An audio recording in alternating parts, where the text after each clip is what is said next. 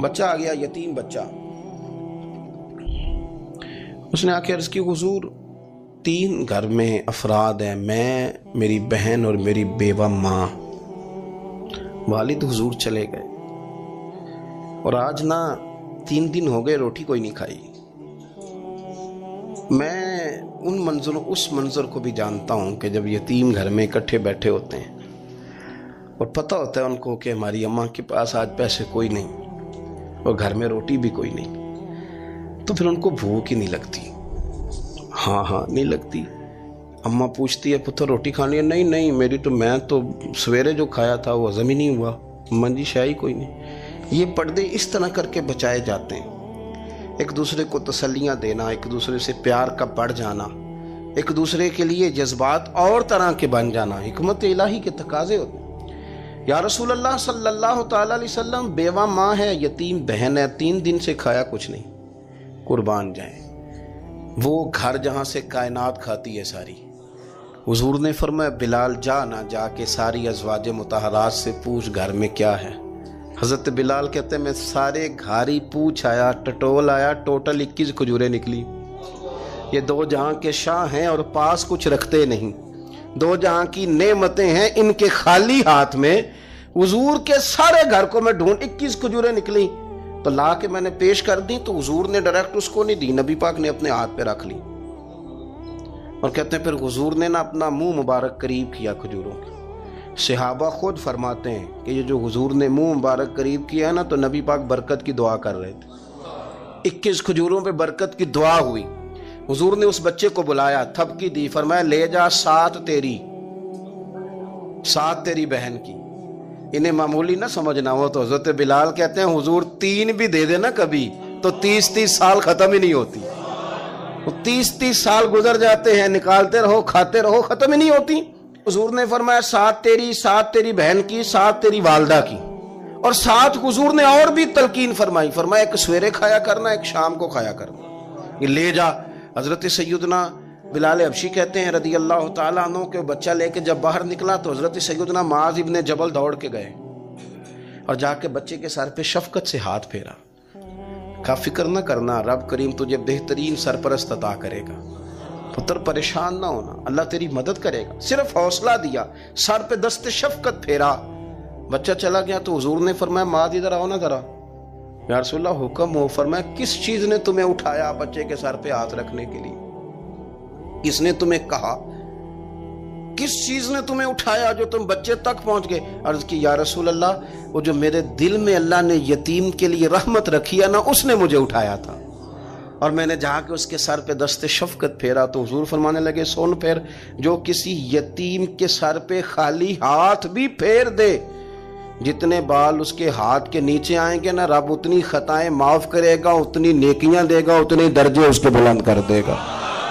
خالی دست شفقت ہی پھیر دے. دینا دلانا تو بعد کی بات ہے، اس کا خیال رکھنا. تو یہ جو ہمارے مدارس ہیں نا ان میں اکثر بچے غریب ہوتے ہیں، لیکن کچھ بچے تگڑے گھروں کے بھی ہوتے ہیں، مالدار گھروں کے بھی ہوتے ہیں. اس میں اگر کوئی ایسا بچہ آ بھی جاتا ہے نا جو یتیم ہے، کمزور ہے، تو وہ اپنے آپ کو محسوس نہیں کرتا کمزور، کیونکہ وہ یہ نہیں سمجھتا کہ میں یتیم خانے میں آیا ہوں. اس کے ذہن میں مائنڈ سیٹ یہ ہوتا ہے کہ میں مدرسے میں آیا ہوں اور میں پڑھنے کے لیے آیا ہوں. اور چونکہ وہ کچھ وزادار بچے، مالدار بچوں کے ساتھ وقت گزارتا ہے، اسی دسترخوان پہ بیٹھ کے کھاتا ہے، اسی کلاس میں سب کے ساتھ بیٹھ کے پڑھتا ہے، تو اس کی عزت نفس مجروح ہونے کی بجائے طاقت پکڑتی. وہ برابری کی سطح پہ جب آتا ہے تو اسے محسوس ہوتا ہے کہ مجھے عزت دی جا رہی. اس لیے مدارس اسلامیہ میری نظر سب سے مضبوط جگہ ہیں جہاں مساکین کی، یتیموں کی، غریبوں کی صحیح معنوں میں کفالت بھی ہوتی ہے، تعلیم بھی ہوتی ہے، عزت بھی ہوتی ہے، تربیت بھی ہوتی ہے. میرے رسول کریم علیہ السلام بڑے انہماک کے ساتھ، بڑے توجہ کے ساتھ. اچھا ایک کام اور ہوتا ہے ہمارے ہاں، وہ کیا ہے؟ اگر کوئی یتیم مال چھوڑ گیا نا اس کا باپ، تو پھر تو بارے نہیں آ رہے ہیں اس کے. پھر تو اللہ خیر کرے کہ بہت سارے مل جائیں گے کفالت کرنے والے، بہت سارے ملیں گے دھیان رکھنے والے، بڑے سارے ملیں گے توجہ دینے والے. قرآن مجید نے فرما دیا ہے کہ جو یتیم کا مال کھاتا ہے وہ سمجھ لے کہ میں مال نہیں کھا رہا، میں آگ کھا رہا ہوں، آگ کھا رہا ہوں، آگ. سورہ نساء دیکھیے ہمارے ہاں اگر تو وہ مال چھوڑ گیا ہے تو پھر تو بہت سارے رشتہ دار مستقل اس کے محلے میں مکان لینے کو تیار ہو جاتے ہیں، الا ماشاءاللہ۔ پھر تو بڑے سارے ایسے بھی رشتہ دار بن جاتے ہیں جن کو والد کی موجودگی میں کبھی زیارت کا موقع بھی نہیں ملا تھا۔ یہ مال جو یتیم کا ہے اس کی تو زیادہ حفاظت کرنی تھی۔ ہم کئی دفعہ مسئلہ بتاتے ہیں، لوگ فتویٰ بازی شروع کر دیتے ہیں۔ مجھے بلایا گیا کہ ایک صاحب کا انتقال ہو گیا تو ان کا ختم شریف ہے، تو بچے ان کے نابالغ ہیں، تو میں نے کہا کہ آپ اس طرح کریں، ان کے مال میں سے زیادہ پیسے نہ صرف کریں۔ نہیں جی نہیں، بڑے پیسے کمائے ہیں جی، اس نے ساری زندگی باہر نکالی ہے تو لاکھوں کروڑوں کمائے ہیں، تو چھوٹا گوشت پکائیں گے، بکرے کا گوشت پکائیں گے اور ہم ان کا ختم شریف دلائیں گے۔ تو میں نے کہا صاحب آپ رشتہ دار ہیں، ان کے بچوں کے مال کی حفاظت کریں۔ ختم شریف تو اس میں گوشت زیادہ ہونا ضروری نہیں، اس میں تو درد سے دعا کرنا ضروری ہے، اس میں تو تلاوت قرآن پاک کے سال ثواب میں ضروری ہے، ذکر اذکار ضروری ہے۔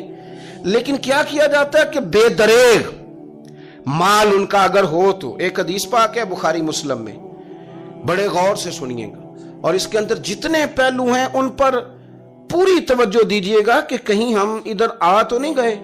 رسول پاک صلی اللہ علیہ وسلم نا ہمارے لیے سب سے بڑے حکیم ہیں، سب سے زیادہ حکمت حضور نے ہمیں بتلائی ہے کہ اس رستے چلو گے تو بچو گے، اس رستے جاؤ گے تو ہلاک ہو جاؤ گے۔ نبی کریم علیہ السلام نے فرمایا، بخاری مسلم میں فرمایا، 7 ہلاک کرنے والی چیزوں سے بچنا، اگر ان میں تم چلے گئے تو ہلاک ہو جاؤ گے۔ 7 چیزیں ہیں جو تمہیں ہلاک کر دیں، برباد ہو جاؤ گے، تباہ ہو جاؤ گے، ہلاکت کا سفر ہے یہ، 7 چیزوں سے بچو۔ یا رسول اللہ صلی اللہ علیہ وسلم وہ کون کون سی؟ تو حضور نے فرمایا اللہ کے ساتھ شریک نہ کرنا، ہلاک ہو جاؤ گے۔ دوسرا نبی پاک صلی اللہ علیہ وسلم نے فرمایا جادو نہ کرنا، ہلاک ہو جاؤ گے، ہلاک۔ اور یار جسے حضور فرما رہے ہیں ہلاک ہو جائے وہ بچے گا؟ نبی پاک صلی اللہ علیہ وسلم نے تیسرے نمبر پر فرمایا جس شخص کے قتل کرنے کو اللہ نے حرام قرار دیا ہے اسے قتل نہ کرنا، ہلاک ہو جاؤ گے۔ چوتھے نمبر پر رسول پاک علیہ السلام نے فرمایا سود نہ کبھی بھی کھانا، ہلاک ہو جاؤ گے، ہلاک۔ بڑی بڑی دلیلیں دی بینک والوں نے، بڑا سمجھایا تو حاجی صاحب مان گئے، محترم مان گئے، کہنے لگے نہیں جی نہیں وہ کاروبار میں لگاتے ہیں۔ بڑے بھولے بالے ہیں ہم، پتہ سارا ہے۔ اور دیکھو سب کاموں کے باوجود مستقل بینکوں میں پیسے اس اکاؤنٹ میں رکھے ہوئے ہیں جہاں سے مستقل سود آتا ہے۔ حضور نے فرمایا نہ کرنا یہ کام۔ تو کہتا ہے میں سود پہ پیسے لے کے کاروبار چمکاؤں گا، تیرے نبی پاک نے تو فرمایا تو ہلاک ہو جائے گا۔ تو کہتا ہے میں میل لگاؤں گا، حضور نے تو فرمایا ہلاکت ہے۔ تو کہتا ہے میں بڑا کچھ کر جاؤں گا تو ہلاکت ہے۔ اچھی طرح سمجھ لیں، اصل مال بھی ضائع ہو جاتا ہے اس بندے کا جو سود کا مال ملا لیتا ہے، اصل برکت بھی اڑ جاتی۔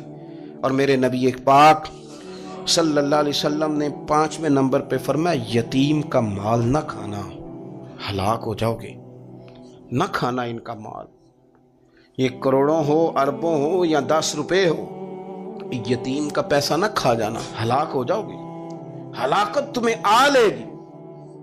اور پھر 6 نمبر پر نبی پاک علیہ السلام نے فرمایا کفر سے جہاد ہو رہا ہو تو کبھی پیٹ پھیر کے بھاگنا نہ، ہلاک ہو جاؤ گے۔ اور 7ویں نمبر پر اللہ کے رسول نے فرمایا بے قصور اور بے گناہ عورت پر تہمت نہ لگانا، بلا وجہ بہو کے کھاتے نہ کچھ ڈال دینا، بلا وجہ بھابی اور بیوی اور کسی بھی خاتون پر کوئی الزام بے قصور عورت پر بہتان نہ لگانا۔ مار مار کے ایک شخص نے بحال کر دیا بیوی کو اور بعد میں پتا چلا کہ جی مجھے شک ہے تویز کراتی ہے۔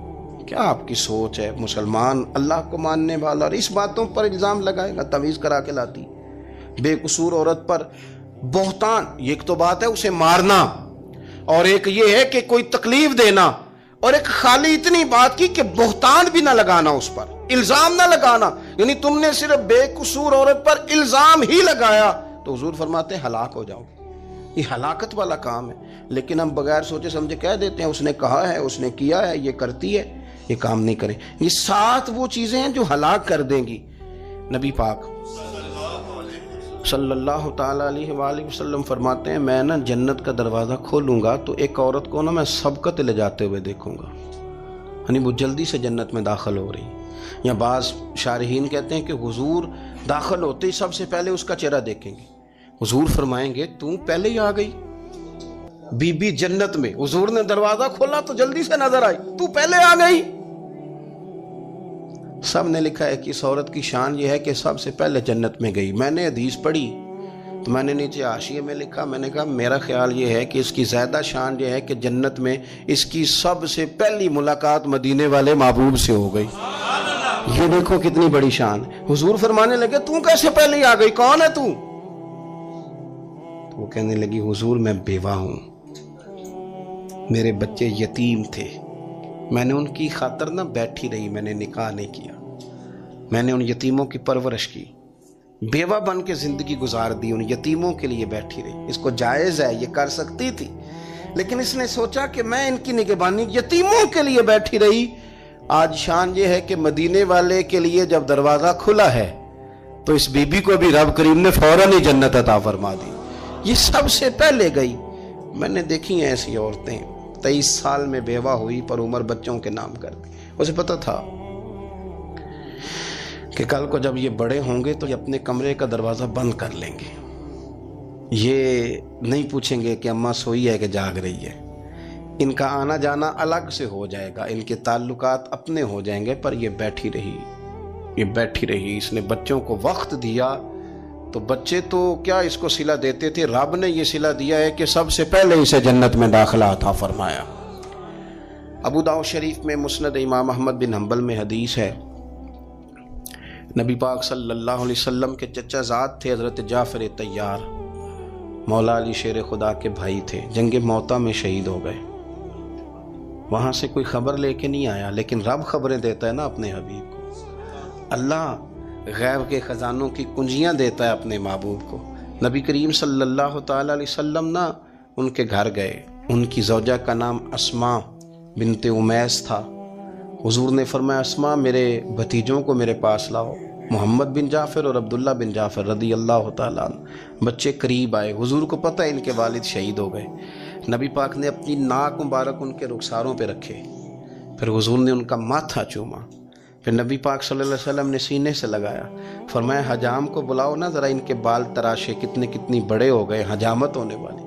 حضور پیار کر رہے تھے، آنکھوں میں آنسو تھے، تو جناب اسماء قریب آئیں، کہنے لگے حضور میرے شوہر کی کوئی خبر آ گئی ہے؟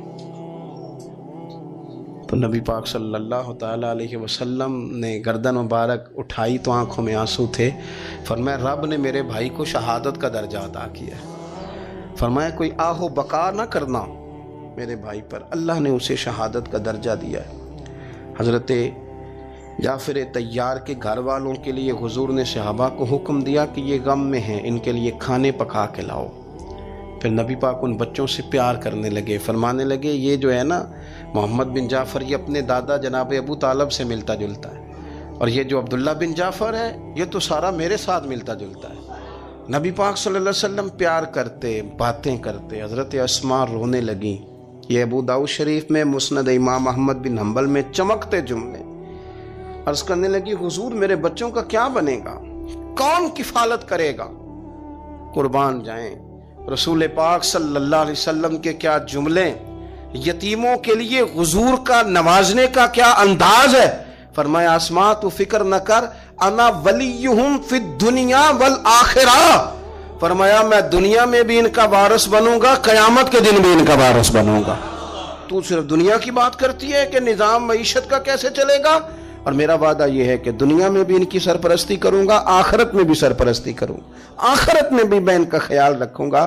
آپ غور تو فرمائیں، توجہ تو کریں کہ اس قدر زیادہ حضور کا انہماک اس طبقے کے ساتھ ہمیں اپنے دائیں بائیں عزیزوں میں، رشتہ داروں میں، دوستوں میں، علاقہ میں، پڑوسیوں میں، محلے داروں میں دیکھنا چاہیے۔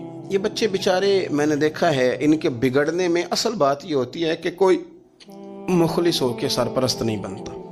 آگے بڑھیں، اپنی اپنی خدمات پیش کریں، اور جس طرح ہمارا بچہ بگڑ جائے تو ہم اس کے لیے پوری کوشش کرتے ہیں، جد و جہد کرتے ہیں، حالات، واقعات، پس منظر، پیش منظر کا جائزہ لیتے ہیں کہ کون سے اسباب اختیار کیے جائیں تو یہ ٹھیک ہو سکتا ہے۔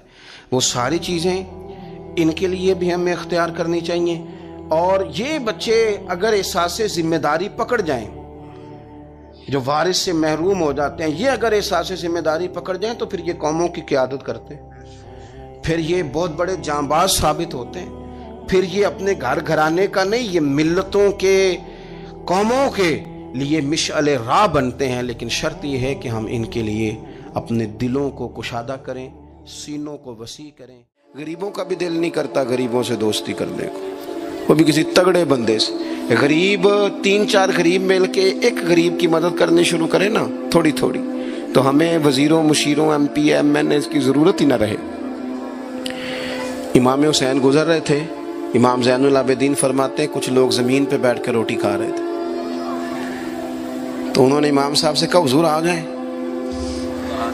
تو امام صاحب گھوڑے سے اترے، زمین پہ بیٹھ گئے، اور جب ان کے ساتھ روٹی کھائی تھوڑی سی، امام علی مقام اٹھنے لگے تو کہنے لگے حضور اور کھائیں، فرمانے لگے قسم بخدا ابھی کھا کے آیا تھا، اور کبھی روٹی کھا کے میں نے فوری طور پہ دوبارہ نہیں کھایا، بیٹھ اس لیے گیا ہوں کہ تمہارا دل نہ ٹوٹ جائے، دل بدستاور کے حج اکبر است۔ عزیز دوستو، غریب پروری، بہادری، اور سب سے بڑی بات یہ کہ قناعت پسندی، تھوڑے پہ گزارا۔ یہ جو ہم روز دکھ سناتے ہیں نا اپنے بیٹوں کے، بیٹیوں کے، پریشانیاں، آزمائیاں ہم نے طاری کر لی ہیں۔ میں اکثر کہتا ہوں کسی کی بیٹی اتنا کام نہیں کرتی اس کے ہاتھوں پہ چھالے پڑ جائیں، لیکن حضور کی بیٹی کرتی ہے، محبوب کی شہزادی یہ کام کرتی ہے کہ ہاتھوں پہ چھالے پڑ جائیں۔ نبی پاک صلی اللہ تعالیٰ علیہ وسلم کی شہزادی یہ کام کرتی تھی، ڈیوٹی کرتی تھی ذمہ داری سے۔ اور کنز المال میں وہ چمکتے دمکتے لفظ حدیث کے موجود ہیں کہ اونٹ کے بالوں کی بنی ہوئی چادر اوڑھ کے سیدہ فاطمہ چکی پیس رہی، محبوب نے دیکھا، آنکھوں میں آنسو بھی آئے، پتہ فرمایا کیا؟ فرمایا فاطمہ بیٹا دنیا میں تھوڑی سی تکلیف برداشت کر، آخرت کی ساری عزتیں اللہ تجھے ہی عطا فرمائے گا۔ اپنے گھروں کے اندر یہ خوبصورت ماحول لائیں۔ اور پھر سب سے بڑی بات یہ تھی کہ ان کا جو رشتہ تھا نا مصلی کے ساتھ، سبحان اللہ، یہ اذان کس کی ہے؟ اذان ایک کا ہی جواب دینا ضروری ہوتا ہے جی، زیادہ اذانیں ہو رہی ہیں نا تو ایک کا ہی جواب دیا جاتا ہے، آپ توجہ کریں میری بات پر۔ عزیز دوستو، نبی پاک صلی اللہ علیہ وسلم بہت بڑی تگڑی ہے۔ او جناب، وہ آج کل جو ہمارے نقیبے محفل ہوتے ہیں نا، وہ تو کوئی صلی اللہ علیہ وسلم، ہمارے جو محفل کے اسٹیج سیکٹری ہوتے ہیں وہ تو کوئی 3-4 منٹ لگاتے ہیں جنت میں بھیجنے میں، پر نعت خواں تو 1.5 منٹ ہی لگاتا ہے، اندر تسی جلسہ کراؤ تو جنت تواڈی۔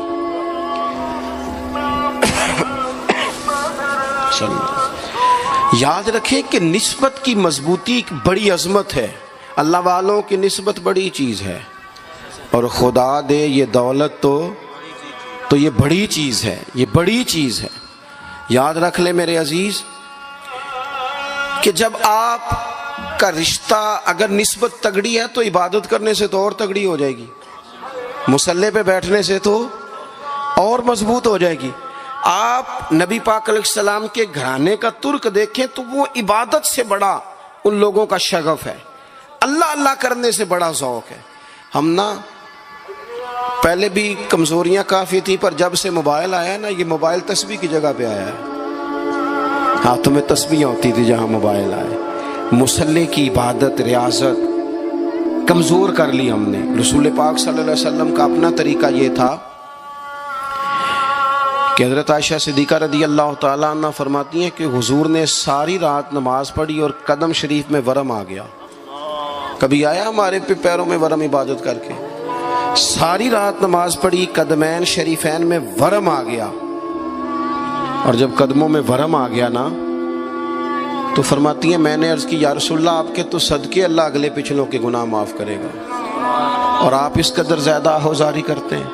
تو نبی پاک علیہ السلام نے فرمایا عائشہ تم نے کہا ہے نا اللہ میرے اوپر بڑا مہربان ہے، اللہ بڑا کریم ہے، اس نے مجھے رسولوں کا امام بنایا ہے، اپنا محبوب بنایا ہے، تم ہی کہہ رہی ہو نا یا رسول اللہ؟ ہاں۔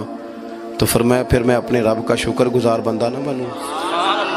حضور کثرت سے عبادت کرتے، سیدہ فاطمہ رات کو زیادہ وقت مصلی پہ گزارتی، حضرت امام حسن اور حسین لمبی عبادت کرتے۔ 9-10 محرم کی درمیانی رات تھی، عمر بن سعد امام علی مقام کے پاس آیا، آ کے کہنے لگا حسین دو ہی باتیں ہیں، یا جنگ کریں گے یا آپ بیعت کریں گے۔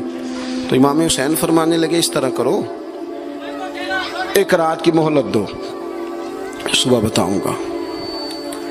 امام صاحب نے اسے کہا، وہ چلا گیا۔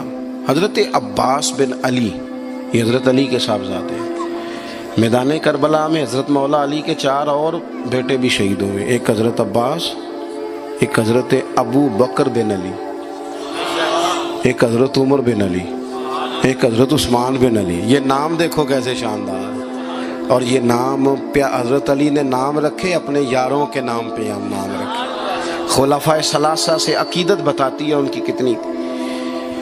تو حضرت عباس رضی اللہ تعالیٰ عنہ نے آ کے سیدنا امام حسین کی خدمت میں عرض کی، حضور آپ نے جو فیصلہ کرنا ہے نا سویرے، مجھے ابھی پتہ ہے، آپ نے بیعت تو کرنی نہیں، ہونی تو جنگ ہے۔ تو یا رسول اللہ صلی اللہ علیہ وسلم، اے امام علی مقام رضی اللہ تعالیٰ عنہ، آپ نے رات کی مہلت کیوں لی؟ یہ عجیب لوگ ہیں، پتہ نہیں کیا سوچیں گے، مہلت لینے کی کیا ضرورت تھی؟ کہ میری بات یاد رکھنا جو عرض کر رہا ہوں۔ امام حسین فرمانے لگے، عباس تیرا کیا خیال ہے؟ سوچنے کے لیے ٹائم لیا ہے تو حضور پھر کس لیے لیا ہے؟ تو کیا جملے ہیں امام حسین کے، فرمانے لگے، عباس تجھے پتا ہے نا مجھے سجدوں سے بڑا پیار ہے، سجدوں سے پیار ہے، دعاؤں سے پیار ہے، عبادت سے پیار ہے۔ میرا دل کرتا ہے ایک رات رہ گئی ہے میں رج رج کے سجدے کروں، اپنے مالک کے حضور اپنی پیشانی رکھوں، خوب دعائیں مانگوں۔ تو ان کا تو عبادت سے اتنا شغف تھا۔ آخری بات سنیں، یزید تو ظاہری طور پر کلمہ بھی پڑھتا تھا، سارے کام کرتا تھا، امام حسین کیوں نکلے اس کے خلاف؟ اس لیے کہ فاسق و فاجر تھا، شرابی بدکار تھا۔ صحیح بتانا، صحیح، اس بندے کی جیب میں خود ڈھیر سارے گندے گانے ہوں، وہ امام حسین کے نام کی ایک دیگ پکا لے تو امام حسین خوش ہو جائیں گے؟ جو وہاں لڑکیوں کے اسکول کالج کے سامنے روز کھڑا ہو، وہ کہے کہ میں نے 6 نعرے پورے لگائے امام حسین کے نام کے، تو امام حسین خوش ہو جائیں گے؟ امام حسین کی کاز کیا ہے؟ وہ کہتے ہیں کہ ایسے لوگ جو فاسق و فاجر ہوں، اعلانیہ گناہ کرنے والے، وہ کبھی بھی عنان حکومت پہ آنے نہیں چاہیے۔ اور اگر ہم سپورٹر ووٹر ان لوگوں کے ہوں، ہم انہی لوگوں کے سپورٹر ووٹر ہوں جو ظالم ہیں، فاسق و فاجر ہیں، اور ہم بات کریں امام حسین کی، ہم سے نہ رقم ہوں گے قصید یزید کے، ہم لوگ تو حسین کے سیرت نگار ہیں۔ دورنگی چھوڑ کے یک رنگ ہو جا، سراسر موم ہو جا یا سنگ ہو جا، آپ کبھی کسی ظالم کے سپورٹر نہ بنے، کبھی بھی۔ آپ کو پتا چل گیا بندہ غلط ہے تو ڈٹنا سیکھیں، کھڑے ہونا سیکھیں۔ وَلَا تَحْسَبَنَّ اللَّهَ غَافِلًا عَمَّا يَعْمَلُ الظَّالِمُونَ، اللہ ظالموں کے کاموں سے بے خبر نہیں ہے۔ کبھی کسی ظالم کی سپورٹ نہ کریں، کبھی بھی۔ میرے نبی پاک علیہ السلام نے فرمایا جس نے زمین کی ایک بالشت پر ظلم کیا نا، اللہ 7 زمینوں کا طوق بنا کے قیامت کے دن اس کے گلے میں ڈال دے گا۔ کبھی کسی ظالم کے ساتھ کھڑے نہ ہونا، کبھی بھی، ایک منٹ کے لیے۔ وہ ایک دفعہ ایران کا ایک بادشاہ تھا، تو اس نے سوچا کہ میں اپنے بیٹے کو نا گھوڑ سواری سکھا لی ہے، تیر اندازی سکھائی ہے، تو میں نا اسے دین بھی پڑھاؤں۔ اس نے ایک بزرگ عالم کا انتخاب کیا، کہا میرے بیٹے کو آپ نا کتاب و سنت پڑھائیں۔ تو بچہ ایک زمانہ استاد کے پاس کئی سال جاتا رہا۔ جب اس کی تعلیم مکمل ہو گئی نا، تو ایک دن فارغ ہو گیا، جس طرح ہمارے ہاں چلے آمین ہوتی ہے یا دستار ہوتی ہے، بچے کی تکمیل ہو گئی۔ ایک دن ویسے ہی استاد صاحب نے گھر بلایا، کہا پتر میرے پاس آؤ۔ بچہ چلا گیا تو استاد صاحب نے اندر سے کنڈی لگا لی اور بچے کو کافی سارے تھپڑ مارے، کھینچا، زد و کوب کیا، مارا۔ بچے نے گھر آ کے والد کو شکایت لگائی تو والد کہنے لگے پتر تیرے استاد عالم فاضل بندے ہیں، ایسے بلا وجہ مارا، میری سمجھ میں نہیں آتا۔ ماں کو کہا تو اماں کہنے لگی پتر تیرا باپ کہتا تو ٹھیک ہے، چلو حالات بدل گئے، زمانہ بیت گیا، وہ بادشاہ فوت ہو گیا، یہ بیٹا تخت پہ بیٹھا۔ اب وہ درد نہیں جاتا تھا اندر سے کہ استاد نے زیادتی کی میرے ساتھ۔ اس نے پہلا حکم یہ جاری کیا کہ میرے استاد کو بلاؤ۔ استاد بڑے بوڑھے ہو گئے تھے، ضعیف تھے، چھڑی پہ جھکے ہوئے، 2 بندے لے کے آئے، استاد جی کو کھڑا کیا، استقبال کیا، کرسی بھی دی۔ کہنے لگا استاد جی ناراض نہ ہونا، میں بے اختیار تھا، آپ سے پوچھ نہیں سکا، آج میں نے پوچھنے کے لیے بلایا ہے، میرا قصور کیا تھا؟ استاد صاحب نے یوں آنکھیں کھولی، کہنے لگے پتر یہ جو آج دن آیا نا اسی دن کے لیے مارا تھا، یہ جو آج دن آیا نا اسی دن کے لیے تیری پٹائی کی تھی۔ کہا استاد جی کیوں؟ کہنے لگے پتر کتنے کو سال ہو گئے مار کھائی کو؟ کہا کو 13-14 سال ہو گئے، بھولی تو نہیں نا زیادتی؟ کہا جی بھولی نہیں۔ فرمانے لگے اس لیے تجھے مارا تھا کہ ایک نہ ایک دن تو نے باپ کی جگہ پہ بیٹھنا ہے، پتر خیال رکھنا اگر میں نے تیرے ساتھ کوئی زیادتی کی تھی تجھے 14 سال نہیں بھولی تو بھی کسی کے ساتھ نہ کر بیٹھنا، اسے قیامت تک نہیں بھولے گی، اور ایک عدالت صبح قیامت بھی لگے گی، پھر وہاں جواب دینا ہے ثم لتسألن یومئذ عن النعیم۔ جو تمہیں اقتدار کی نعمت ملی ہے اس کا خیال رکھنا، اللہ تعالیٰ حساب لے گا۔ غریب آدمی کو قرض کی ضرورت پڑ گئی، 1000 دینار چاہیے۔ میں کہہ چکا ہوں کہ درہم چاندی کا ہوتا تھا، دینار سونے کا، اب 1000 دینار لینا ہے۔ تو جس بندے سے اس نے کہا، اگرچہ وہ نیک بندہ تھا، اس نے کہا یار 1000 دینار دے دو، تو کہنے لگا کوئی گواہ ہے تیرے پاس؟ وہ کہنے لگا غریبوں کا گواہ کون ہوتا ہے؟ ہاں ایک گواہ ہے۔ کہا کون؟ کہا میرا رب، وہ تیرے اور میرے بیچ گواہ ہے۔ اس نے کہا کوئی کفیل، اگر تو پیسے نہ دے سکے تو وہ بعد میں دے دے، یا تجھے کچھ ہو جائے تو وہ دے دے۔ اس نے کہا کفیل بھی میرا اللہ ہی ہے، میرے پاس اگر ہے تو رب کریم کا نام ہے، اگر اعتماد کر سکتا ہے تو کر لے۔ بندہ نیک تھا، اس نے کہا رب کے نام پہ، رب کی کفالت پہ، اللہ کو گواہ بنا کے میں تیار ہوں تجھے 1000 دینے کی۔ اس نے 1000 دینار دے دیا، وقت واپسی کا طے ہو گیا، وہ چلا گیا پیسے لے کے۔ اس نے پوری محنت کی کہ میں نے وقت پہ پیسے لوٹانے، پوری محنت بھی کر لی، اللہ نے مدد بھی کر دی، پیسے بھی اس تاریخ کو اسے مل گئے۔ بعد لوگوں کا تو لوٹانے کا دل ہی نہیں نہ ہوتا۔ فرمایا حدیث پاک میں کہ تو لوٹانے کا ارادہ کر، رب تیری مدد بھی فرمائے گا۔ لیکن یہاں بہت سارے لوگ کہتے ہیں خیر ہے، ارادہ ہی نہیں، تو پھر جس طرح کا بندے کا گمان ہو رب بھی اسی طرح کا معاملہ فرماتا ہے۔ اس نے پیسے جمع بھی کر لیے اور واپس دینے کو تیار بھی ہو گیا، لیکن رستہ بحری جہاز کا تھا، کشتی کا تھا، دریا کے رستے واپس آنا تھا۔ اب وہ جب آ گیا دریا کے کنارے تو بڑی کوشش کی، پر وہاں اسے کوئی کشتی نہیں ملی۔ وقت پہ پیسے لوٹانے ہیں، سفر کرنا ہے، اب سواری میسر نہیں ہے۔ سوچ سوچ کے پریشان تھا کہ میں نے تو اللہ کے نام پہ لیے۔ اچانک دل میں ایک تجویز آئی، اس نے ایک لکڑی لی، لکڑی کو اندر سے کھولا، 1000 دینار اس میں بھرا، بخاری پڑھ رہا ہوں، اور ساتھ ایک خط بھی لکھا کہ یار میں پیسے پہنچانا چاہتا تھا پر مجھے کوئی چیز نہیں ملی دریا کے اس پار آنے، اللہ کے نام پر تیری طرف روانہ کر رہا ہوں۔ اور یہ کہہ کہ وہ لکڑی دریا میں رکھ دی، وہ لکڑی ڈوب گئی ہے، واپس آ گیا۔ وہ جس نے پیسے لینے تھے وہ عین مقررہ وقت پر دریا کنارے آیا۔ صبح سے سرے شام تک اس نے انتظار کیا، دل ڈھلنے لگا تو دل میں خیال آ گیا کہ یار نہیں، اس نے دینے ہی نہیں، جھوٹا وعدہ کر گیا، پہنچا ہی نہیں وقت پہ۔ اب جب واپس لوٹنے لگا تو اچانک دریا میں ایک لکڑی تیرتی ہوئی دکھائی دی، کہنے لگا لے جاتا ہوں، شام کو روٹیاں پکانے کے کام آئے گی، ایندھن بنا کے جلا لوں گا، ہنڈیا پک جائے گی۔ لکڑی اٹھا کے جلانے کے لیے گھر لایا، گمان تھا کہ وہ نہیں آیا وعدہ کر کے، اللہ کو کفیل اور وکیل بنا کے اور گواہ بنا کے پھر بھی نہیں آیا۔ لکڑی لے کے گھر گیا، بخاری ہے، اور جب اس کو چیرا نہ کہ میں اس کی آگ جلاؤں گا، کھولا تو اندر سے 1000 دینار بھی نکل آیا، خط بھی نکل آیا۔ اب ذرا سمجھنا، اس کے دل میں بات کس نے ڈالی کہ تو لکڑی میں پیسے ڈال دے؟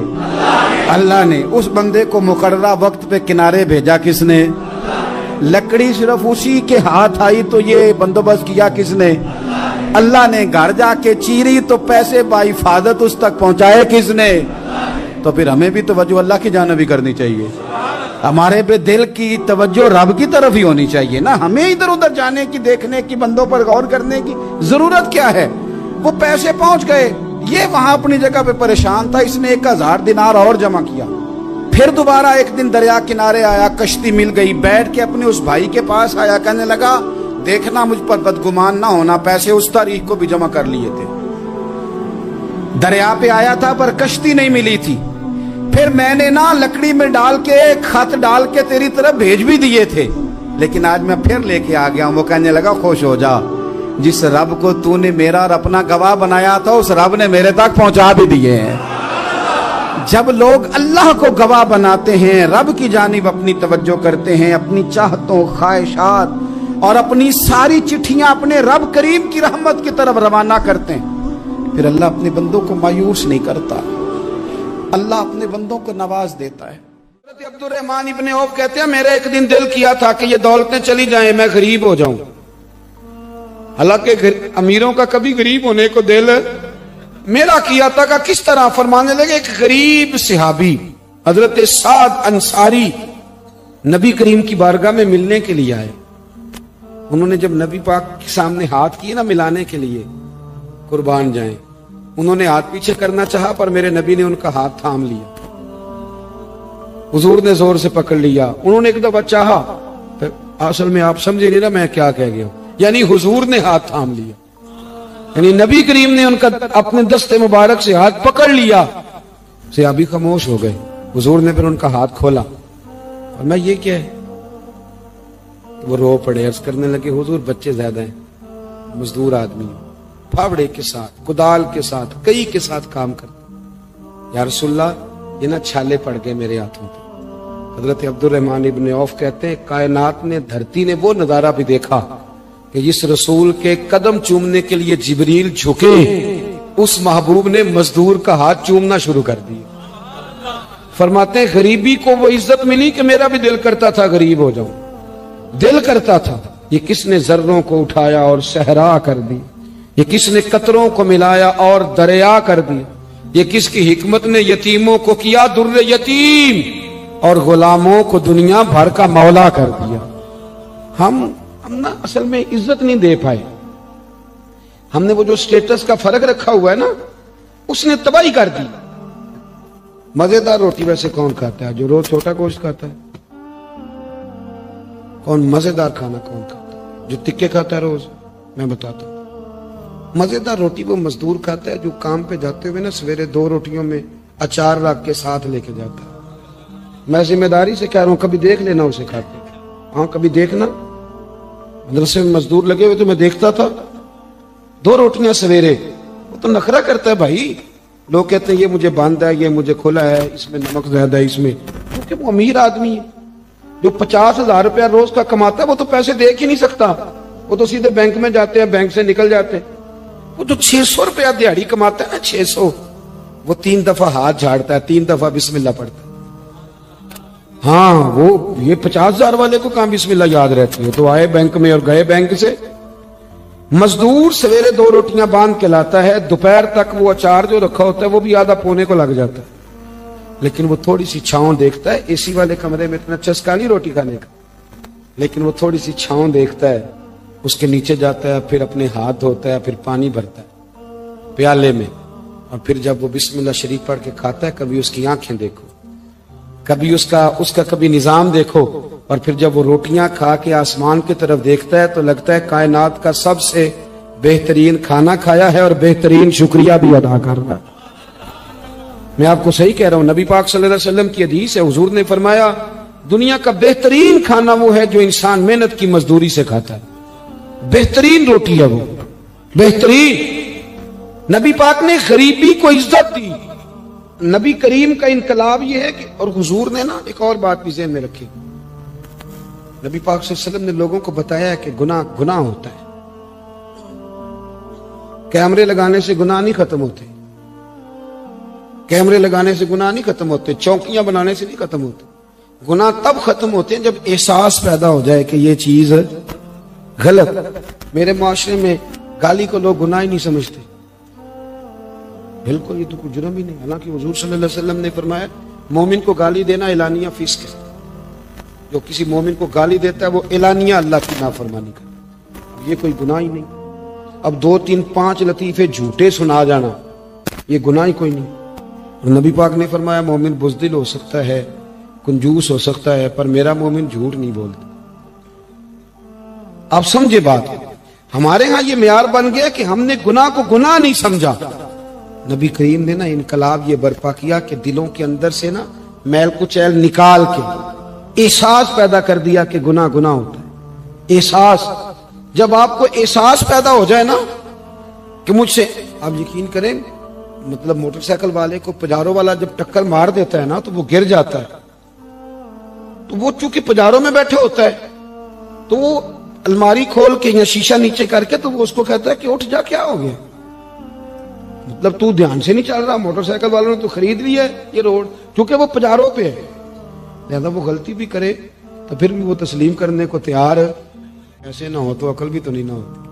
जिदे घर दाने ओदे कमले भी सियाने। नबी करीम सल्लल्लाहु तआला अलैहि वसल्लम ने इनकलाब बर्पा किया कि एहसास पैदा किया, गलती का एहसास। मेरे दोस्तों, इंसान को अल्लाह तबारक व तआला ने कुछ चीज़ों की फितरत अता की है। वो कहीं अपने आप को तकलीफ में महसूस करता है तो कहीं अपने आप को आसानी में महसूस करता है। बड़ा पढ़ा लिखा, समझदार, मालदार, वज़ादार आदमी होना, लेकिन उसके कपड़े मैले कुचैले हों तो ना वो कहीं जाने में आसानी महसूस करता है और ना किसी को घर बुलाने में आसानी महसूस करता है। एक मुफ्त का बोझ उसकी तबीयत पे होता है कि मेरे कपड़े ठीक नहीं, मुफ्त का बोझ। लेकिन बंदा बिल्कुल अनपढ़ हो, सादा हो, घर टूटा हुआ हो, लेकिन उसके कपड़े ठीक हों, उठना बैठना, अभी नहा के आया हो, इस्त्री वाले कपड़े पहने हो, तो कहीं बैठते हुए जरा हिचकिचाहट नहीं महसूस करता। आप खुद जब अपने वो कपड़े उतार लेते हैं ना, इनको मिट्टी लगी हुई थी, कहीं गर्द लग गई थी, तो खुद भी अपने आप को आसानी में महसूस करते हैं। वरना ना वो सारी महफिल में सबसे ज़्यादा तवज्जो इसी बात पे रहती है कि मेरा बटन टूटा हुआ है, और वो जीने ही नहीं देता कि बटन जो टूट गया है। तो बार बार बंदे का ख्याल होता है कि किधर तक न लाया कोई। ये नफ्सियाती मसला है, इसको समझें। इंसान फितरत के हाथों बाज़-औक़ात मजबूर होता है। जिस तरह इंसान का ज़ाहिरी हुलिया ठीक ना हो तो पूरे सुकून में नहीं होता, इसी तरह अगर बातिन पे कोई बोझ हो ना, ये तकब्बुर वाला बंदा कभी सुकून में नहीं रहता, ये उजब वाला, खुद पसंदी वाला बंदा कभी सुकून में नहीं रहता।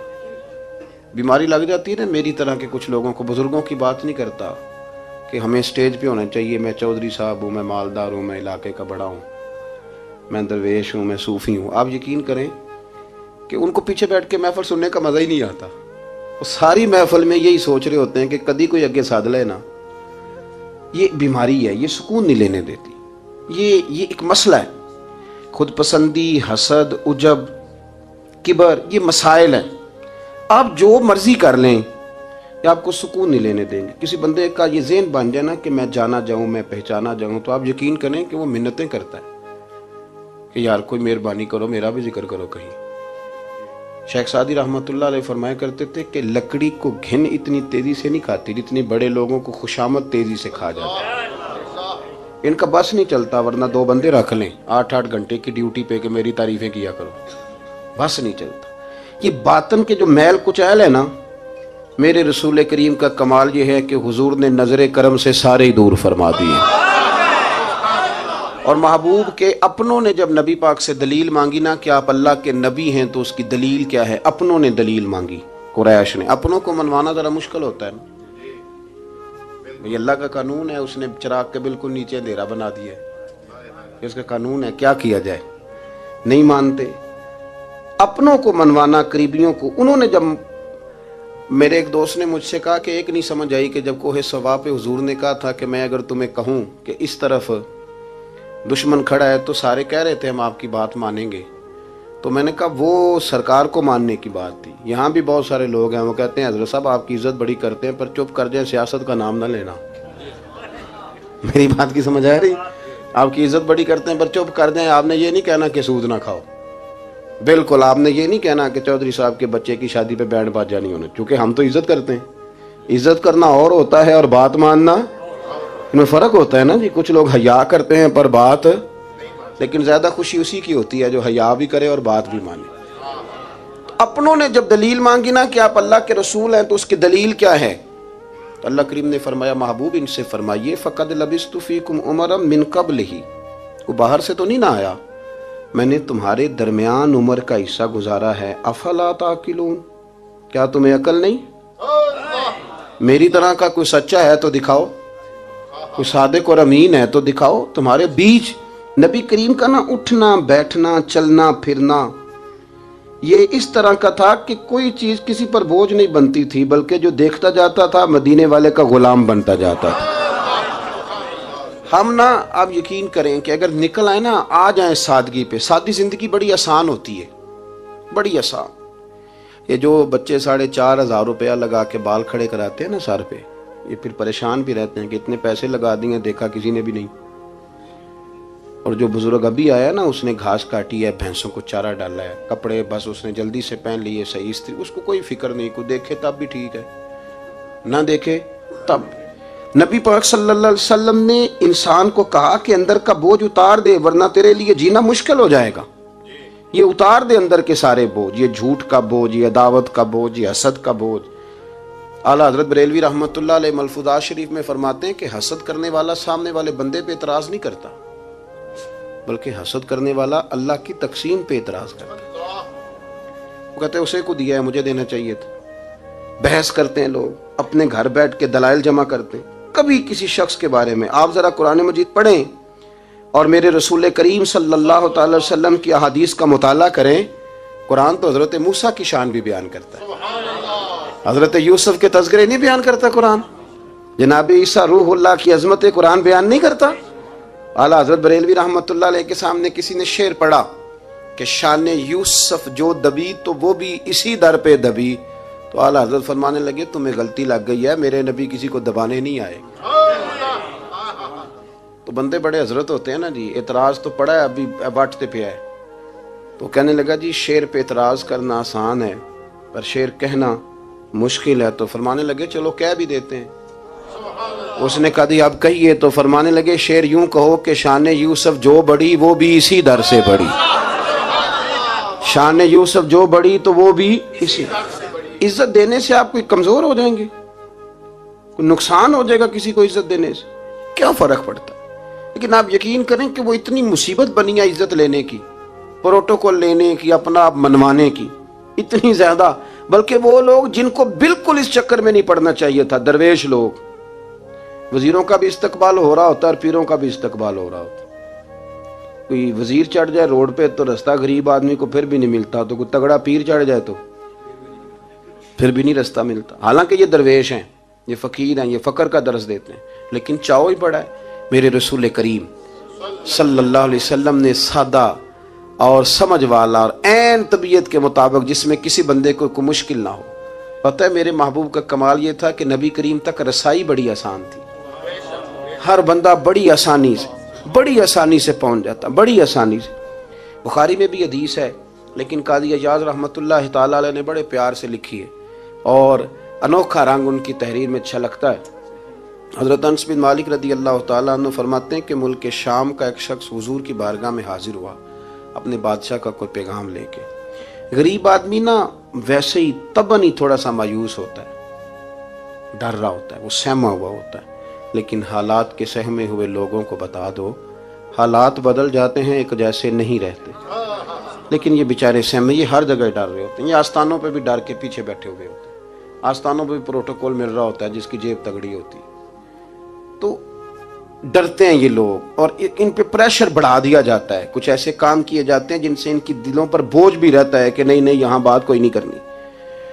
حضرت انس بن مالک رضی اللہ تعالیٰ عنہ فرماتے ہیں جب وہ آیا نا نبی کریم کی بارگاہ میں تو وہ کانپنے لگا، کوئی بات بھی نہیں ہوئی، کوئی ایسا مسئلہ بھی نہیں ہوا، لیکن وہ کانپنے لگا اور تھر تھر کانپنے لگا۔ تو اللہ کے رسول صلی اللہ علیہ وسلم نے اسے فرمایا کہ کیوں ڈرتے ہو، کیا بات ہے؟ کہنے لگا میں مدینے کی جو ریاست ہے اس کے سربراہ کے پاس آیا ہوں، غریب آدمی ہوں، ڈر لگتا ہے کوئی ایسی بات نہ ہو جائے کہ آپ ناراض ہو جائیں۔ تو انہوں نے تو دیکھا تھا نا ان لوگوں کو کہ جو جانور کو مالک کی مرضی کے بغیر چھاؤں میں باندھ دیتے تھے تو مار پڑتی تھی، اتنا سیانہ ہو گیا تو مرضی کرے گا، مجھے ڈر لگ رہا ہے۔ حضرت انس بن مالک کہتے ہیں بات کہاں کی تھی، چلی کہاں گئی؟ اس نے کیا کہا اور پھر جواب میں میرے محبوب نے کیا فرمایا؟ آپ ذرا بات کا لیول دیکھیں اور حضور کی گفتگو کا سٹیٹس دیکھیں۔ یہ وہ لوگ، یہ وہ تربیت ہے جو لوگوں کے دلوں روحوں تک اترتی ہے۔ میرے نبی کریم صلی اللہ تعالی علیہ وسلم نے بات سنی تو حضور رو پڑے، اور اتنا روئے کہ گھٹنوں کے بل زمین پر بیٹھ گئے۔ جناب انس بن مالک فرماتے ہیں حضور فرمانے لگے نہ بھائی تو کسی بادشاہ کے پاس نہیں آیا، نہ تو کسی حکمران کے پاس نہیں آیا، تو اس بیٹے کے پاس آیا ہے جس کی ماں گوشت کے خشک ٹکڑے کھا کے بھی رات گزار لیا کرتی. میری ماں تو گوشت کے خشک ٹکڑے کھا کے رات گزار لیتی تھی. نہ تو کسی. حضرت انس بن مالک کہتے ہیں اس نے بات سنی تو وہ بھی رو پڑا, اور میں نے سنی تو میں بھی رو پڑا. دوستو, رسول کریم دیکھیں نا ہم لوگوں نے کس طرح کا لیول بنایا ہوا ہے. ابھی تک وہ جو دولت کا رٹا ہے تھوڑا بہت, وہ ابھی تک چلتا ہے. ابھی تک خاندان کے اندر کوئی بندہ امیر ہو جائے تو چودھری بھی وہی ہوتا ہے, سیانا بھی, میرا تو خیال ہے پیر بھی وہی ہوتا ہے. شرط یہ ہے کہ اس کے پاس پیسے ہونے چاہیے. وہی شیخ ہوتا ہے, سارا کچھ وہی ہوتا ہے. نبی پاک صلی اللہ علیہ وسلم نے ہمیں کہا کہ یہ تمہارے اندر کے بوجھ ہیں. ماہا کافی صدرک, گناہ جو ہوتا ہے یہ کھٹکتا ہے سینے میں, یہ بندے کو پریشان کرتا ہے, بندہ تکلیف میں ہوتا ہے, کسی کو پتہ نہ چل جائے. ہم لوگوں نے آہستہ آہستہ کر کے نا احساسات کی دنیا چھوڑ دی ہے. ہمارا مزاج نہیں. چھوٹی چھوٹی باتیں ہوتی ہیں لیکن ہم توجہ نہیں نہ کرتے. کوئی اتنا مشکل بات نہیں کہ رات کو بیٹا پھل لے کے آیا تو اپنی بیوی کے کمرے میں چلا گیا. لوگ اس کی ماں کو اور اس کے باپ کو یہ بات آسانی سے کہہ دیتے ہیں کہ آپ حوصلہ کریں, دفع کریں, جو کر رہا ہے کرنے دیں. لیکن جس بندے کی کل کمائی اس کا پتر ہو, اور بھری جوانی میں جس نے کہا ہو بیوی سے کہ چل میں پرانے کپڑوں پہ عید گزار لوں گا, تو نئے کپڑے بچوں کے لے آ. جس نے 30 سال سعودی عرب میں, دبئی میں, مسقط میں, پردیس میں گزارے ہوں اور وہاں کمبل بھی نہ بدلا ہو کہ چلو بچے میرے پڑھ جائیں, اس کی کل کمائی باغ تیرے دی کر کر راکھی, ساری عمر گزاری تو جدوں یہ باغ پکن تے آیا لے گئے اور وپاری, تو وہ پھر جا کے تو 6 کنو رکھ کے پلیٹ میں اپنی بیوی سے کہتا ہے جا ابا جی کو دے آ. یہ کہنا آسان ہے باپ کو کہ تو صبر کر, حوصلہ کر, پر وہ باپ جب پیچھے پلٹ کے دیکھتا ہے تو کہتا ہے دنیا نے تو تجھے تحفہ دیا ہوگا, میں نے تو جوانی تجھے دے دی, خوشیاں ساری تیرے نام کر دی, اور تو میرے ساتھ یہ سلوک کرنے چلا. احساسات نہیں, اس کو پتہ ہی نہیں. روز دوست کو ٹیلی فون کرتا ہے کہ آج باہر سے کھانا کھائیں. کبھی ابا جی کو بھی کرنا کہ ابا جی آج میرے بغیر روٹی نہ کھانا, میں آؤں گا تو مل کے کھائیں گے. کبھی کہے اماں کو کہ اماں مجھے بڑے بڑے ریسٹورنٹ میں وہ مزہ نہیں آیا کہ تیرے ہاتھ کے چاولوں کی روٹی میں مزہ آیا, آج پکا نا. مجھے لگتا ہے اماں کو راشا بھی ہو تو پھر بھی وہ تیرے لیے محنت کرے گی. لیکن احساس ضروری ہے نا, وہ ہم پیدا نہیں کرتے, وہ ہماری توجہ نہیں جاتی. صاحب طبقات کہتے ہیں نبی کریم صلی اللہ تعالی علیہ وآلہ وسلم نے نا جب صحابہ کرام آئے تھے مکہ مکرمہ سے مدینہ طیبہ, تو آپ نے سن رکھا ہے کہ انصار مدینہ نے اپنی جائیدادیں بھی تقسیم کر کے آدھی آدھی مہاجرین کو دے دی تھی. تو ان میں ایک حضرت ام ایمن بھی تھی, نبی کریم کی رضائی والدہ ہیں. یہ حضرت عبداللہ رضی اللہ تعالیٰ عنہ جو سرکار کے والد گرامی, ان کی آزاد کردہ لونڈی حضرت سیدہ طیبہ طاہرہ جناب آمنہ رضی اللہ تعالیٰ عنہ کی بھی بڑی خدمت کی انہوں نے. ان کو بھی ایک باغ ملا ہوا تھا.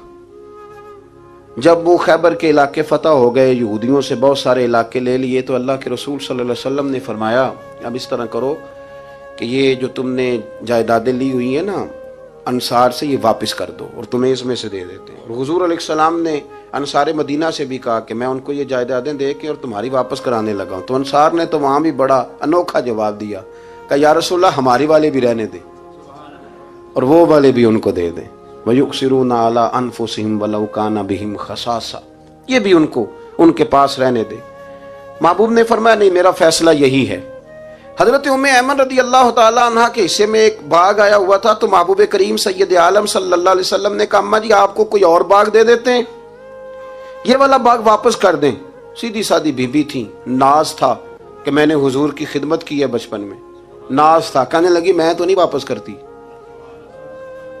یہ ناز ہے, ورنہ حضور کو کوئی انکار کر سکتا, میں تو نہیں واپس کرتی. حضرت عائشہ صدیقہ رضی اللہ تعالیٰ عنہ فرمانے لگی اماں جی یہ آپ کیا کہہ رہی ہیں؟ حضور فرمانے لگے عائشہ آپ خاموش ہو جائیں, یہ بڑھاپا ہے, اس کے احساسات ہیں, اس کے جذبات ہیں. آپ یقین کریں کئی دفعہ بوڑھے بیچارے نا درد سے بات نہیں بتاتے کسی کو, وہ کہتے ہیں کیا کریں, کپڑا اٹھائیں تاکہ پیٹ ننگا ہو جائے, کیسے بات کریں. نبی کریم سید عالم علیہ الصلوۃ والسلام اماں جی کے قریب گئے, کہا اماں جی میرے ساتھ چلو, ایک دفعہ باغ دیکھ تو لو.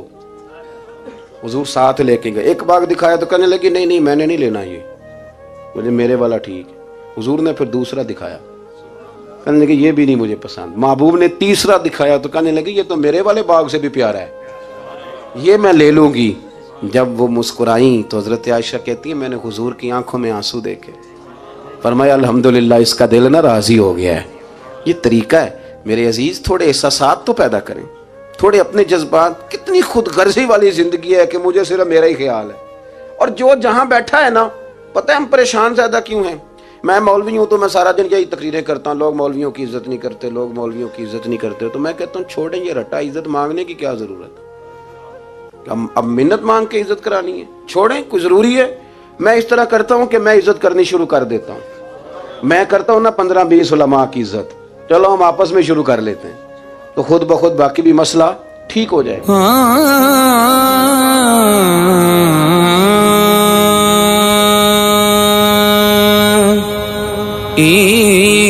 دانتے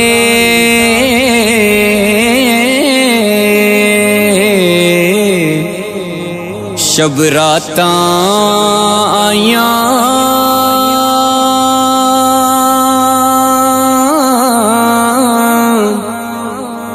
سارے لوگ گھراں نوں آئے،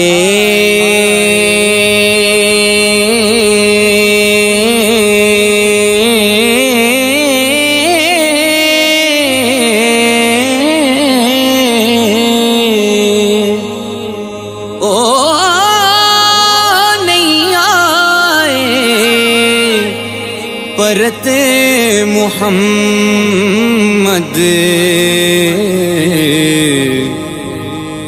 بوڑھے لوگ والوں کو شکایت کرتے ہیں عزت نہیں کی جاتی، عزت کیوں آپ بھیک مانگتے ہیں؟ کیا ضرورت؟ پیار دینا شروع کریں، روز بروز مطالبہ کرنا کہ میری خدمت کرو، میرے پیچھے چلو، اس سے تو دقت پیدا ہوتی، انسان تکلیف میں رہتا ہے۔ میرے رسول کریم علیہ السلام خیال رکھتے، چھوٹے چھوٹے بچوں کے جذبات کا بھی خیال کرتے، بوڑھوں کے جذبات کا بھی خیال کرتے۔ نبی کریم صلی اللہ علیہ وسلم ہر شخص کے بارے میں ایسا نظریہ رکھتے کہ جس سے قوم کو سکون ہوتا، دلوں کے اندر اطمینان پیدا ہوتا۔ حضرت عائشہ صدیقہ رضی اللہ تعالیٰ عنہ فرماتے ہیں ایک دن گھر میں تشریف فرماتے، اور طبیعت مبارک میں نا بڑی، میں دیکھ رہی تھی کہ بڑا حشاش بشاش ہے سرکار کا مزاج، بڑی خوبصورتی۔ آج غم امت میں حضور اس طرح پریشان نہیں جیسے اکثر ہوتے ہیں۔ آپ فرماتی ہیں باتیں چل رہی تھی تو بیٹھے بیٹھے حضور فرمانے لگے کہ عائشہ میں تمہیں بتاؤں تم مجھ سے راضی کب ہوتی ہو اور ناراض کب ہوتی ہو؟ کہتے میں نے عرض کی یا رسول اللہ میں اور آپ سے ناراض؟ فرمایا چل سن تو لینا، سن تو لینا، ذرا بات سننا، ذرا سن تو لے، سننا۔ عرض کی یا رسول اللہ حکم فرمائیں۔ فرمایا تم کبھی کبھی قسم اٹھاتی ہو، ذرا احساس کی شدت دیکھی، لفظوں اور جملوں کا خیال رکھنا، سامنے والے کا اسے آسانی دینا۔ نبی کریم صلی اللہ، دیکھیں نا، میں نہیں پرواہ کرتا جی، اب بیویوں کی باتیں کون سنے، میں نہیں پرواہ کرتا جی فلانا تو ان پڑھ ہے، لیکن جو ہمیں حضور نے ذوق دیا جینے کا، جو تسلی دی ہمیں زندہ رہنے کے لیے، جو ہمیں کہا کہ یہ چیز تمہیں جوان کرے گی، ٹھنڈا رکھے گی، نبی کریم صلی اللہ تعالی علیہ وآلہ وسلم فرمانے لگے عائشہ تم نا کبھی کبھی قسم اٹھاتی ہو؟ کہا یا رسول اللہ اٹھاتی ہوں۔ فرمایا جب تم تھوڑا بہت ناراض ہوتی ہو نا کہ کسی اور زوجہ کے پاس وقت زیادہ گزر گیا ہے، تو پھر تم پتہ کس طرح قسم اٹھاتی ہو؟ تم کہتی ہو مجھے ابراہیم علیہ السلام کے رب کی قسم، اور جب تم راضی ہوتی ہو تو کہتی ہو مجھے محمد مصطفیٰ کے رب کی قسم۔ اور مجھے پتہ ہے، جناب عائشہ کہتی ہے میں رو پڑی، میں نے کہا محبوبہ بات بالکل اسی طرح ہی ہے، لیکن قربان جاؤں یہاں تک خیال رکھتے ہیں آپ، حضور یہاں تک احساسات ہے، یہاں تک فرمایا مجھے پتہ ہوتا ہے کب تمہارا جذبہ کیا ہے اور کب تمہارا رنگ کیا ہے۔ دوستو یہ چیزیں جب نکل جاتی ہیں نا مزاج سے پھر آسانی ہو جاتی ہے، لیکن وہ ہمارا اپنے آپ کو پسند کرنا، اپنی طبیعت پہ ناز کرنا، اپنے آپ کو دیکھتے رہنا اور اپنی تعمیر میں اتنا غرق ہونا کہ باقی ساری خوبصورتیوں سے بھول ہی جانا، صرف نظر ہی کر لینا۔ تھوڑا تھوڑا پیار بانٹیں، اتنا اوپر کھڑے ہو کے نیچے دیکھو گے تو ہر شے چھوٹی نظر آئے گی، کبھی کبھی نیچے کھڑے ہو کے بھی اوپر دیکھیں، انشاءاللہ بڑے بڑے قد والے لوگ دنیا میں ملیں گے، بڑے بڑے قد والے۔ بہت سارے لوگ مجھے کہتے ہیں جی کامل پیر نہیں ملتا، میں کہ نہیں ملتا، پیسے بندے دی جیب ٹھیر سارے ہوں تو پھر کامل پیر کی میں ملے، اور 2 MA وہ کر جائے چاہے سیپلیوں میں ہی پاس کر جائے، پھر کامل پیر کیسے ملے؟ وہ ہو چودھری صاحب اور اس کو پیر مل جائے۔ ان 3 بندوں کو پیر ملتا، اس کے لیے تو تھوڑا نیچے اترنا پڑتا ہے نا جی۔ پہلے جو برتن بھرا ہوا ہو تو اس میں پیر صاحب کیا ڈالیں گے؟ کوئی خالی ہوگی تو شے اندر آئے گی نا۔ اپنی زندگی میں تھوڑا سا لیول. حضرت خواجہ شمس العارفین سیالوی رحمۃ اللہ علیہ، خواجہ صاحب گزر رہے تھے تو ایک بچہ نا، ہمارے دیہاتوں کے بچے جو ہوتے ہیں نا، وہ ان کا اپنا سٹائل ہوتا ہے اور وہ بڑے مست لوگ ہوتے ہیں. اصل مزہ وہی بچے اٹھاتے ہیں جو دیہاتوں کے، وہ جو زندگی گزارتے ہیں بڑی شاندار ہوتی. میں آپ کو تجربے کی روشنی میں کہہ رہا ہوں، میں نے دیہات بھی کھول کے دیکھے اور شہر بھی سارے دیکھے، اللہ ماشاء اللہ ڈھیر سارے شہر میں نے دیکھے، اور میں نے اس میں دیکھا ہے کہ زیادہ سکھی یہی بچے رہتے ہیں جو مٹی میں بھی کبھی کبھی دوڑتے ہیں، ہاں جو سن لیتے ہیں تھوڑی بہت. آپ یقین کریں کہ سارے گاؤں کے بوڑھے ہی دادا ہوتے تھے اور سارے ہی چاچے ہوتے تھے اور سارے ہی. اب تو رٹا بن گیا، اب تو مسئلہ خراب ہو گیا، عجیب سی الجھن لوگوں نے پیدا کر دی. خواجہ صاحب رحمۃ اللہ علیہ گزر رہے تھے تو ایک بچہ بیری کو روڑے مار رہا تھا. روڑے سارے جمع کر دیے اور مارتا جا رہا ہے. اور یہ بچے گاؤں کے جب یہ فائرنگ کرتے ہیں نا بیری پہ، تو یہ روڑے پہلے جمع کر لیتے ہیں تاکہ پھر بے دریغ بغیر رکنے کے اپنا کام کرتے رہیں. تو مار رہا تھا تو حضرت شمس العارفین رحمۃ اللہ تعالی علیہ آپ بھی گزرے، مریدین ساتھ تھے، تو ایک دو روڑا نا حضرت کو بھی لگ گیا. تو فرمانے لگا پتر ذرا خیال کرنا، میں بوڑھا آدمی ہوں، اس عمر میں تو زخم بھی ٹھیک نہیں ہوتے. اس نے بچے نے پلٹ کے دیکھا تو وہ تو جانتا تھا نا کہ چائے سے کیتلی زیادہ گرم ہوتی ہے، مرید ماریں گے. اس نے دوڑ لگا دی، بھاگا اور سر پٹ دوڑا. اور جب وہ تیزی کے ساتھ دوڑا نا، تیزی کے ساتھ، اللہ اکبر، تو خواجہ صاحب نے بھی مریدوں سے کہا اس کو پکڑ کے لاؤ. پکڑ کے لائے تو خواجہ صاحب فرمانے لگے دوڑتا کیوں؟ کہنے لگا جی دو حرفی بات ہے، آپ ماریں گے، آپ کے مرید ماریں گے، روڑا جو لگ گیا. کیا انداز ہے بزرگوں کا، پیار بانٹنے کا. یہ چیزیں انسان کو بڑا میٹھا رکھتی ہیں. آپ یقین کریں پروٹوکول سے نکل آئیں آپ سوکھے ہو جائیں گے، آسان زندگی. خواجہ صاحب رحمۃ اللہ تعالی علیہ فرمانے لگے ویسے تو کر کیا رہا تھا؟ کہنے لگا میں روڑے مار رہا تھا بیری کو. تو فرمایا بیری تجھے جواب میں کیا دیتی ہے؟ کہنے لگا جی وہ تو پھل دیتی ہے. تو آپ فرمانے لگے تو شمس العارفین کو بیری سے بھی کیا گزرا سمجھتا ہے؟ آپ اتر میرے سینے سے لگ، اور جو پھل میں تجھے دوں گا نا پہلے کبھی نہ کسی نے دیا ہوگا. تھوڑا لیول تو نہیں دیکھیں نا. ہمارے بچے بڑی آسانی سے کہہ دیتے ہیں میرے گاؤں کے لوگ جاہل ہیں جی سارے. تو میں کہتا ہوں جاہل کو جاہل کہہ کے جان چھڑانا تو آسان کام ہے، یہ تو آسان کام ہے، پر جاہل کو پکڑ کے عالم بنا دینا یہ مدینے والے رسول کا طریقہ ہے. وہ جہاز میں جو لوگ زیادہ ٹریول کرتے ہیں وہ اس بات کو ذرا آسانی سے سمجھیں گے کہ جو ہمارے دیہاتوں سے لوگ جاتے ہیں نا عمرہ کرنے، اکثر غریب لوگ ہوتے ہیں، کئی تو بیچارے کمیٹیاں ڈال کے جاتے ہیں.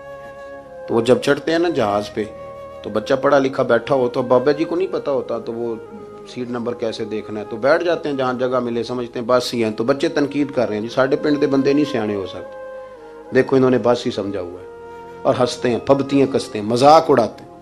تو میں کہتا ہوں یار تو اگر پڑھا لکھا ہوتا نا تو تم دروازے پہ جا کے بابا جی کا ہاتھ تھامتا، پھر تو سیٹ نمبر دے کے انہیں بٹھاتا، ہاتھوں تے سیٹ بیلٹ باندھتا، پھر پانی کی بوتل دیتا اور پھر کہتا حضور بزرگوں میں فلانی جگہ بیٹھا ہوں، میری ضرورت پڑی تو دوبارہ بھی آواز دے لینا. پڑھے نا بخاری مسلم. حضرت انس بن مالک رضی اللہ تعالیٰ عنہ فرماتے نجرانی چادر حضور نے اوڑی ہوئی تھی اور نبی کریم صلی اللہ علیہ وسلم جا رہے ہیں، جناب فاروق اعظم بھی ساتھ ہیں. تو کہتے ہیں پیچھے سے ایک شخص نے نا حضور کی وہ چادر، اس میں سرخ دھارے دار تارے تھی، تو پکڑ کے نا اس نے چادر حضور کی کھینچی، تو وہ جو چادر تھی وہ حضور کے گلے میں پھر گئی. فرماتے میں وہ تکلیف محسوس کر رہا تھا تو وہ کھینچ کے نا چادر، تو کہنے لگا میں کچھ مانگنے آیا ہوں. تو دروازہ زور سے کھٹکھٹائے اسے بھیگ دیتے ہو، کہتے دوڑ جا دروازہ توڑے گا. لیکن حدیث کے لفظ ہیں فَالْتَفَتَ إِلَيْهِ فَضَحِكَ. حضرت انس بن مالک کہتے ہیں جب مصطفیٰ کریم نے اس کی طرف دیکھا تو حضور نے مسکرانا شروع کر دیا.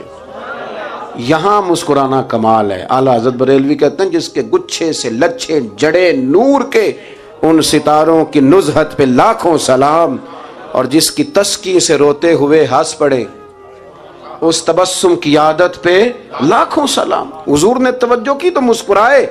فرمایا کیا لینے آئے ہو؟ کہنے لگا بھکاری ہوں، کچھ لینے آیا ہوں. چادریں کھینچ کے مانگ رہا ہے. تو نبی کریم علیہ السلام نے دیا کتنا؟ میرے کریم سے گر قطرہ کسی نے مانگا دریا بہا دیے ہیں، در بے بہا دیے ہیں. نبی کریم نے فرمایا یہ دو پہاڑیوں کے درمیان جتنی بکریاں کھڑی ہیں ساری اسے دے دو.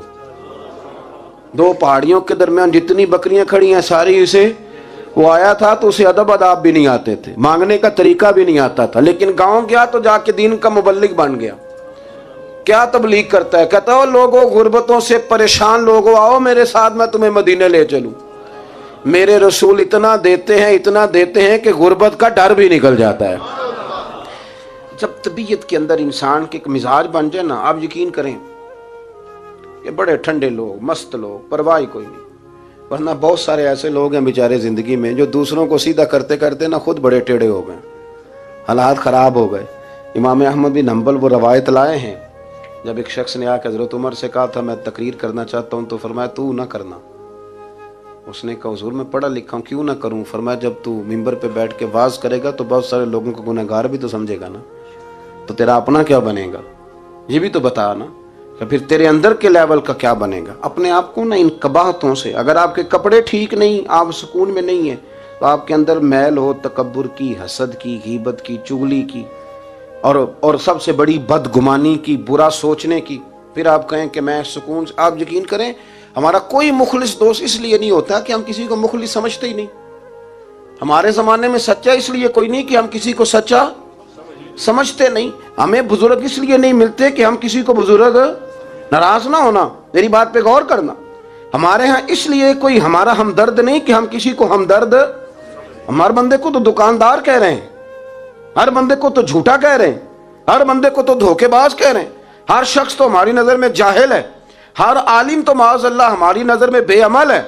تو جب اس قدر زیادہ ہمارا ذہن برا ہو جائے گا، یا ایھا الذین آمنوا اجتنبوا کثیرا من الظن ان بعض الظن اثم، اتنا برا سوچیں گے تو پھر تو حضور نے فرمایا نہیں کہ اللہ تمہارے گمان کے قریب ہے، اس طرح کا گمان کرتے ہو رب بھی ویسا ہی بن جاتا ہے۔ تو اپنی سوچوں کو ستھرا کریں، اپنی طبیعت میں نرمی لائیں۔ آپ اچھے بندے ڈھونڈنے ملیں گے تو رب آپ کو ڈھیروں بندے عطا کرے گا۔ اپنے آپ کو کمزور نہ کریں، کبھی چھوٹا نہ کریں، چھوڑیں۔ اپنی نجی مجلسیں بھی پاک کریں، صاف ستھری کریں اور خوبصورت کریں، اور اپنی جو خلوتیں جلوتیں ان میں محنت کریں۔ اپنے سے دوسروں کو افضل جاننا سیکھیں، لوگوں کا اکرام کرنا سیکھیں، آداب سیکھیں، اور لوگوں کے بارے میں اچھی گفتگو کرنی سیکھیں۔ آپ یقین کریں یہ کام آپ کسی کے لیے کر کے دیکھیں، اللہ آپ کو سکون عطا کرے گا۔ اعلیٰ حضرت بریلوی رحمۃ اللہ علیہ سے کسی نے کہا تھا حضرت جی میرا دل بڑا بے سکون رہتا ہے تو کوئی وظیفہ دیں، تو اس کا خیال تھا کچھ پڑھنے کو بتائیں گے۔ تو فاضل بریلوی رحمۃ اللہ علیہ فرمانے لگے اس طرح کر، کسی بندے کے ساتھ نیکی کر پر اسے پتہ نہ ہو میرے ساتھ کون کر رہا ہے، اسے خبر ہے۔ فرمایا اس طرح کی نیکی کر، پھر رب تیرے دل کو قرار عطا کرے گا۔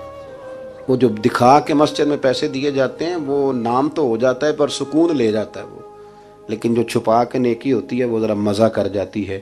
اٹھ فریدا ستیا چاڑو دے مسیت، تو ستیں تے رب جاگدا، تیری ڈاڈے نال پرید۔